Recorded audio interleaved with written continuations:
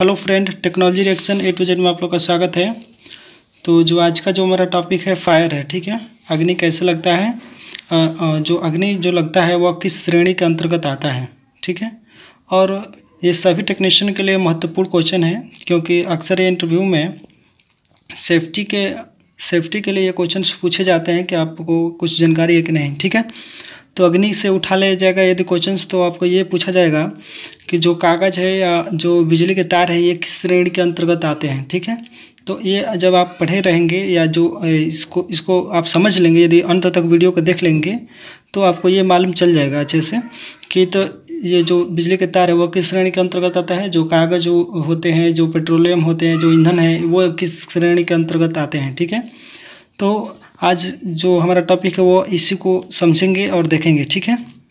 बहुत छोटा वीडियो है, आप पूरा देखिएगा। और जो भी मेरे दोस्त अभी तक चैनल को सब्सक्राइब नहीं किए, प्लीज़ चैनल को सब्सक्राइब कर लीजिएगा। आपके लिए अच्छे से अच्छे क्वेश्चन्स को ढूंढकर आपके सामने प्रस्तुत करने का काम करते हैं, ठीक है। तो देखिए, अग्नि जो है वह मुख्य रूप से 3 चीज़ों से ही आग लगता है, ठीक है। तो हमें ये तीनों चीज़ को जानना आवश्यक है। देखिए, ईंधन होता है आग को जलने के लिए महत्वपूर्ण। उसके बाद से ऑक्सीजन का होना भी आवश्यक होता है, और ऊष्मा, ये तीनों चीज़ें यदि रहते हैं तभी जाकर आग लगता है, ठीक है। यदि इसमें से एक चीज़ यदि नहीं रहेगा, यानी यहाँ पे लिखा है किसी भी एक कारक का कमी होने पर आग बुझ जाती है, यानी इन तीनों चीज़ें यदि रहता है तभी आग लगी रहती है। यदि एक चीज़ यदि उसमें हम लोग रोक देते हैं तो आग ऑटोमेटिक बुझ जाएगा, ठीक है। तो इसीलिए हम लोग जैसे में ऑक्सीजन को यदि हम लोग सोचते हैं, जैसे में आप देखे होंगे छिड़काव होता है, जो छोटे बोतल होते हैं आप देखे होंगे, तो उसमें CO2 भरा होता है, और उसी का जो हम लोग छिड़काव किया जाता है, क्यों किया जाता है कि तो ऑक्सीजन जब वो जितने दूरी में छिड़का जाता है उतने दूरी में ऑक्सीजन खत्म हो जाता है, कार्बन डाइऑक्साइड हो जाता है, जिसके कारण आग बुझ जाता है, ठीक है। तो इसलिए प्रयोग किया जाता है। तो ये आप लोग नोट करने योग्य है कि ऑक्सीजन और ईंधन और ऊष्मा होगा तभी जाकर आग लगेगा। ये 3 मुख्य चीज़ होते हैं, ठीक है। आग लगने के यदि आपसे पूछा जाए कि कौन कौन से स्रोत होते हैं, तो 3 स्रोत होते हैं, ईंधन होता है, ऊष्मा होता है और ऑक्सीजन होता है, ठीक है। और अब हम लोग श्रेणियों को जानेंगे। देखिए, श्रेणी 4 प्रकार के होते हैं। अब हम लोग पहला श्रेणी को अध्ययन करेंगे।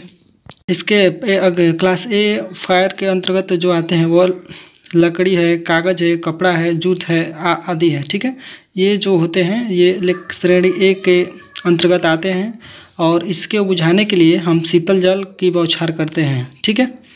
उसके बाद से बी जो श्रेणी है हमारा, बी श्रेणी के अंतर्गत मिट्टी का तेल आ गया, डीजल आ गया, पेट्रोल आ गया, ये सब हमारे श्रेणी बी के क्रम में आते हैं, ठीक है।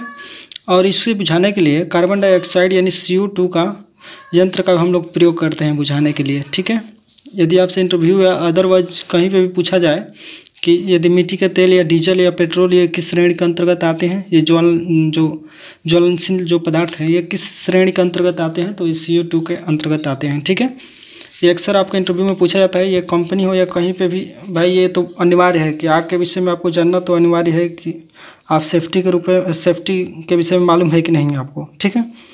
तो श्रेणी सी के अंतर्गत देखिए, श्रेणी सी के अंतर्गत हमारे सिलेंडर आते हैं, भारी LPG जो गैस होते हैं, वो जो विस्फोट होते हैं आप तो जानते ही होंगे। तो ये इन सब को बुझाने के लिए CO2 का प्रयोग किया जाता है।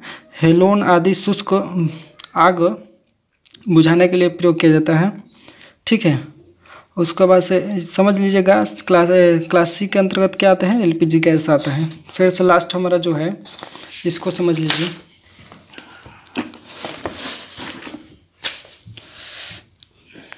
क्लास डी के अंतर्गत,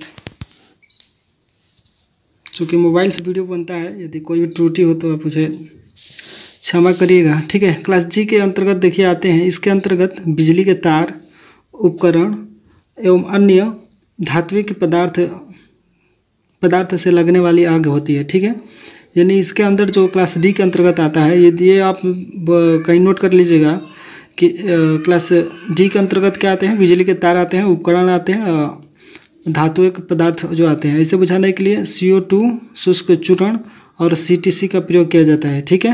हम CO2 और शुष्क चूर्ण जो होते हैं और CTC का हम एक और वीडियो बनाएंगे जिसमें आपको बताया जाएगा कि ये इसके अंदर क्या क्या होता है, ठीक है। और उसके बाद से ये नोट करने वाला एक चीज़ है कि जल की बौछार का प्रयोग इस प्रकार कि आग बुझाने के लिए नहीं किया जाता है, ठीक है।